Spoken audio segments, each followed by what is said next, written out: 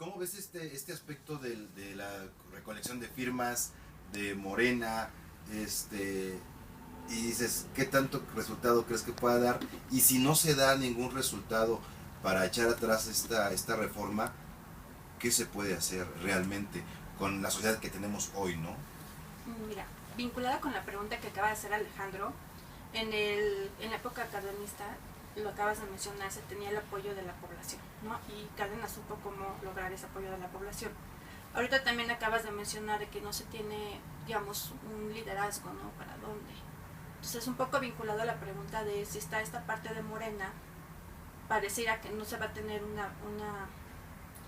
una organización para echar a andar, para regresar esa reforma. ¿Qué puede hacer? ¿Qué gente, cómo se puede organizar para revertirla? La pregunta es muy válida, muy buena, y la respuesta yo no la tengo, no sé. No tengo ninguna idea clara. Yo he firmado los papelitos que andan, que ponga usted el número de su credencial de lector, nombre, dirección, en fin, lo firmé. He firmado varios, yo ya no sé cuántos, porque siento que hay que hacerlo. Pero no, mi papel no es el de líder político, sino mi papel es ser analista de la... a mí me educaron para bien o mal, para hacer el análisis de la realidad, de los factores reales de poder. Y yo ahorita veo que los factores reales ya rebasaron con mucho la posibilidad de oponerse. Hay aquí un tremendo error de lo que se dice izquierda. El error fue entrar al Pacto por México, el PRD. El error es la división entre PRD y Andrés Manuel. Entiendo a Andrés Manuel que haya decidido salirse porque ya el chuchismo del PRD pues ya lo tenía acorralado. No entiendo por qué Cuauhtémoc Cárdenas siempre se negó a apoyar a Andrés Manuel. Y ahora esas dos cabezas de la izquierda, cada quien va por su lado. Así como el general Cárdenas o Carranza en su momento supieron aprovechar coyunturas que ellos no crearon, las vieron, llegaron y ¡paz!, las aprovecharon perfecto. Aquí parece que nos encontramos en lo opuesto. Buenas coyunturas que nunca se pudieron aprovechar. Y que digo buena coyuntura, sí, lo digo por los números. En la encuesta que tiene el periódico Reforma en su revista R, la revista de Reforma, la revista dominical de Reforma, Alejandro Moreno saca unas encuestas. En esas encuestas, en un cuadro que recomiendo muchísimo a quien tenga ganas de verlo y buscarlo en esa revista, que fue del domingo pasado, encontramos la opinión sobre la reforma energética de priistas, panistas, perredistas y morenistas. Lo interesante no es que el 90 y tantos % de los que están identificados con Morena reprueben la reforma energética. Casi diría yo, lo extraño es que haya 3 o 4% que sí la aprueban. ¿Qué les pasó a esos? ¿De dónde están? ¿En qué mundo viven? Lo interesante es que más del 50%, pero menos del 60% de los priistas reprueban la reforma energética. Es decir, el PRI no está representando a la mayoría de sus bases. Y más del 60% de los panistas también la reprueban. En realidad, si tomamos esto de la reforma energética como punto nodal, el PRI está más a la derecha que el PAN. Bueno, no me extraña, pero está bueno reconocerlo. El PRI es la derecha, el PAN es el centro derecha, y el PRD es el centro izquierda un poco. Y la izquierda es Morena, el partido más nuevo, el partido más débil. Por tanto, nada más hay que ver en estos recursos que da el Instituto Nacional Electoral, cuánto le da a Morena por ley.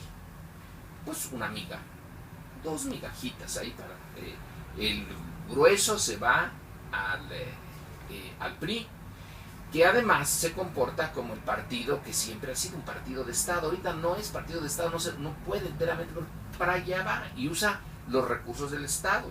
Ya lo vimos en las grabaciones que se hicieron en Veracruz y en Colima, si mal no recuerdo, de cómo se usan los recursos de la campaña contra el hambre, etcétera, de los recursos sociales, pues directamente para la compra de votos. Entonces, Morena es demasiado pequeña y hay también, no sé hasta qué punto, una especie de desgaste de quienes han estado intentando desde la sociedad civil mexicana cambiar a México, desde las movilizaciones en favor del EZ, cuando salió el subcomandante y el movimiento zapatista, cuántas manifestaciones se han hecho. Yo ya no llevo cuenta, yo ya podría decir que me he gastado varios zapatos en esas manifestaciones. Pero se desgasta porque no tiene ningún triunfo, porque en el 2000 gana el PAN y no la izquierda, cuando fue la izquierda la que en el 88 realmente rompió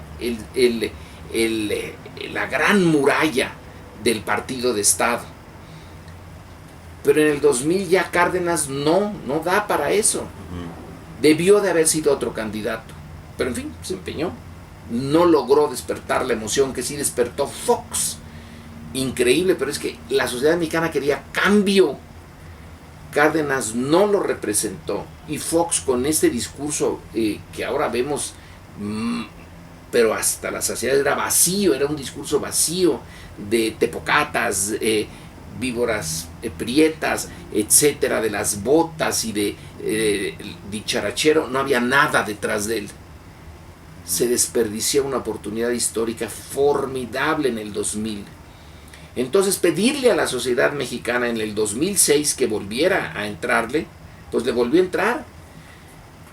Pero por lo que ustedes, cada quien decida, hubo fraude, no hubo fraude, hubo recursos ilegales, como lo dijo el Tribunal Electoral del Poder Judicial de la Federación, que bueno, pues sí, se cometieron ilegalidades por parte de Fox y del Consejo Coordinador Empresarial, pero ya no se podía hacer nada.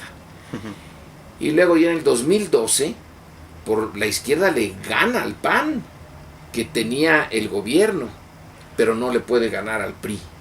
Y ahorita está, creo yo, es una posibilidad, una de las variables, es que no se puede mantener la ilusión por mucho tiempo. La energía necesita de la idea de la utopía para hacerle frente a una realidad tan miserable como la que tenemos. Necesitamos imaginar que sí se puede hacer algo. Pero cuando una vez, 88, 2000, 2006, 2012, se intenta y se cae, entonces ahorita con el petróleo, ya parece que el grueso de los mexicanos, no sé, en última instancia podría entenderlos, pero no los justifico.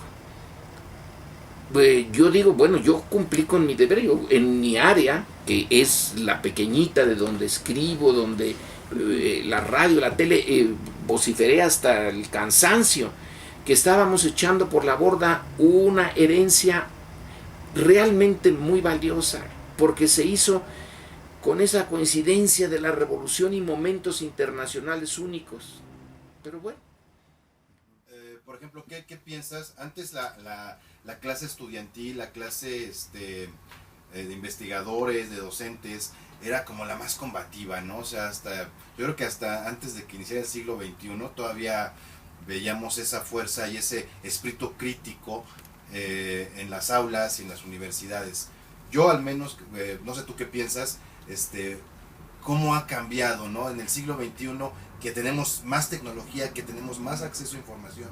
Yo veo que sí hay un cambio de hace 20, 30 años, de los 80s, 90s, al día de hoy, ¿no? ¿Tú cómo lo ves? Yo respondería con el yo soy 132. En un momento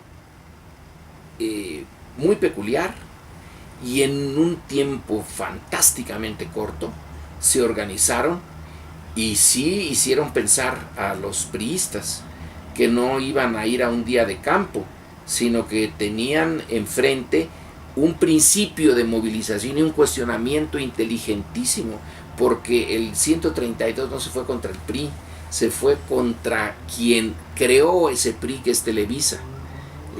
Se fue a la raíz de donde estaba el problema. No estaba en Peña Nieto como criatura de una televisión, y detrás de la televisión de un grupo social. Entonces, no puedo decir que están enteramente dormidos los estudiantes. Como el profesor, bueno, a los de licenciatura realmente no alcanzo a entenderlos, pero a los de maestría, que es donde encuentro el espacio de discusión en la UNAM, en filosofía y letras, los veo muy vivos y los veo muy conscientes y los veo también muy pesimistas, pero conscientes sí están. Exactamente lo que está pasando, están en la yema de los dedos, tienen los elementos en algo. Y cuando discutimos problemas del proceso político del siglo XX, conocen muy bien los temas y en algunos puntos lo conocen mejor que yo. Por ejemplo, la historia de la izquierda, de la lucha armada de la izquierda, de las partes revolucionarias que fueron derrotadas, pero que se presentaron en una serie de momentos. Puedo tener interlocución con gentes de 30 años, que son más o menos el promedio de los que están en la maestría, 28, 30, en donde se ve que sí tienen conciencia y conocimiento.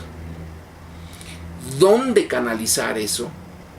¿Cómo canalizarlo? Yo en el lado estudiantil yo los veo, digamos, disponibles, como se dice en la jerga de la sociología anglosajona, available. Están available para poder ser movilizados. Pero ¿quién los moviliza? ¿Cómo? Esa es la función de los partidos. Pero en México, ¿dónde están los partidos? ¿Dónde? Bueno, el único que nos queda es Morena, que apenas está empezando. Y tiene un problema muy desafortunado. Ese sí es también una coincidencia histórica, que su líder histórico tiene un ataque al corazón en el momento en que está en el momento álgido, y por eso lo tuvo, porque la responsabilidad de Andrés Manuel, el tipo de vida de Andrés Manuel, la actividad cotidiana de Andrés Manuel, tienen un efecto. Entonces, una vez que su perfil baja por su enfermedad, ¿dónde está el resto? No hay un liderazgo conformado, porque se necesita tiempo para conformarlo. Morena apenas está saliendo, y todos los partidos políticos importantes que han sido de la izquierda están muy identificados con un líder en el principio. En referente, por ejemplo, ahorita ya entrando a Morena, ¿cómo ves a Morena? Y por ejemplo, nosotros que somos de Tlalpan, en particular, pues a Claudia como posible candidata a jefa delegacional, teniendo pues ya una fuerza muy consolidada dentro del PRD, IDN, que está actualmente ostenta el poder en Tlalpan, tanto en la Cámara, en las dos cámaras, como en el Ejecutivo, ¿no? A nivel delegacional. ¿Cómo ves el futuro en la próxima elección? Más o menos elucubrando un poco, ¿no? Para mí el futuro es 2015, y lo que me preocupa es que el PRI puede volver al DF, y si el DF cae, vamos a hacer como César Vallejo cuando hablaba de España y la guerra civil en un poema donde les dice, niños de España, y si España cae, digo, es un decir, bueno, yo también digo, es un decir, y si el Distrito Federal cae, bueno, entonces sí, Esto ya no tiene remedio por varias generaciones. Pero el Distrito Federal tiene un problema, que el PRD lo ha manejado muy mal. La corrupción en las delegaciones es algo que no se puede negar. Cuando el PRD llegó a la delegación donde yo vivo, en la Magdalena Contreras, estaba yo realmente entusiasmado y viendo cómo cambiaban las fórmulas, las formas, los contenidos de la política delegacional, una política a ras del suelo, ¿no? Pero ahora ya no. Ahora los veo más o menos igual que cuando estaba el PRI. No hay esa izquierda íntegra, esa izquierda que dice, aunque me den los cañonazos de 50,000 pesos o el equivalente ahora, estoy blindado. Yo no veo el blindaje. Y la sociedad capitalina, que es una sociedad con una cultura política, cívica, distinta a la del resto del país. Y en esto me baso en la investigación de mi colega Sergio Aguayo y de su último libro, en donde pone mucho énfasis en la diferencia de la zona urbana, de la gran zona urbana, la parte que es Estado de México y la parte que es Distrito Federal. Y el Distrito Federal, la capital, sí tiene unas características muy modernas. Es una zona muy viva políticamente, muy alerta, pero el PRD no le respondió, y Morena pues no tiene ninguna historia aquí porque no tiene ninguna delegación todavía que podemos decir, miren, ese es el modelo, esa delegación, véanla, ahí hay una responsabilidad, una manera de ejercer el poder que no existe en el resto, y si ese es el modelo, tienen derecho a pedir el apoyo, el voto de los ciudadanos, pero no tiene todavía una... es un proyecto, tiene la ventaja del proyecto Morena, la ventaja del que no tiene el poder es estar señalando todos los defectos de los demás, pero no tiene la otra parte, es decir, miren, aquí nosotros, cuando enfrentamos la realidad, lo hicimos bien, esa parte. Y si nos viene, el año entrante vienen las elecciones. Sin embargo, sí existe ese precedente del gobierno de Andrés Manuel en la Ciudad de México, ¿no? Yo creo que todos identificaremos a Morena, o al menos lo pienso, con ese gobierno de la Ciudad de México, y yo creo que el Distrito Federal es más Andrés Manuel obradorista que perredista, ¿no? No sé cómo lo ves, ¿no? Eso es lo que yo espero. Ahí es la parte de una confianza en no sé qué, que se puede identificar ese pasado que ya está muy pasado, porque a la velocidad que la historia cambia ahora, si estuviéramos en el siglo VI, bueno, 50 años no es nada, no cambió nada, entre el año 600 y 650 más o menos todo era igual, pero en el siglo XXI, lo que es Andrés Manuel en el 2005 y al 2015 son 10 años de distancia. ¿Cuántos de los que van a votar en el Distrito Federal eran niños entonces o adolescentes, si no tenían conciencia de la política y no conocieron la época de Andrés Manuel directamente? En fin, no es un problema menor, y desde luego hay allí otra vez, es que el mundo así es. La derecha es realmente, cuando quiere, es muy inteligente, es muy dura porque no tiene ninguna limitación.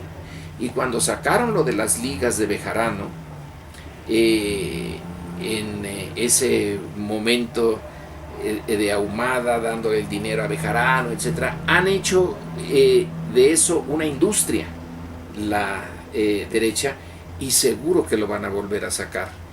Es Andrés Manuel, él no tenía nada que ver con esa, y además el tipo de corrupción que estaba allí en términos de pesos y centavos era la nada comparada con la corrupción enorme, inmensa, que está todos los días entre nosotros, pero qué bien lo aprovecharon. Entonces aún el DF de Andrés Manuel, ¿cómo desligarse de esas otras partes? esa izquierda que le pidió IMAS $5,000 a Ahumada, qué plato de lentejas tan chiquitito. Pero en fin, esa es la izquierda que tenemos, ese es el liderazgo que tenemos. No, y a pesar de que IMAS salió librado del aspecto legal, ¿no? No, pues es que porque no había pecado, ¿no?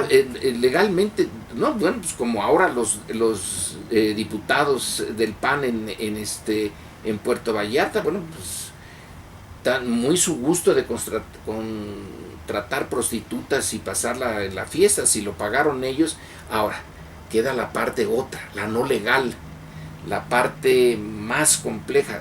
Si estos diputados panistas son los que andan predicando que la familia tiene que ser una familia tradicional, santiguarse, etcétera, y los veo uno allí, igual IMAS no tomó ese dinero para su casa, su automóvil o algo así.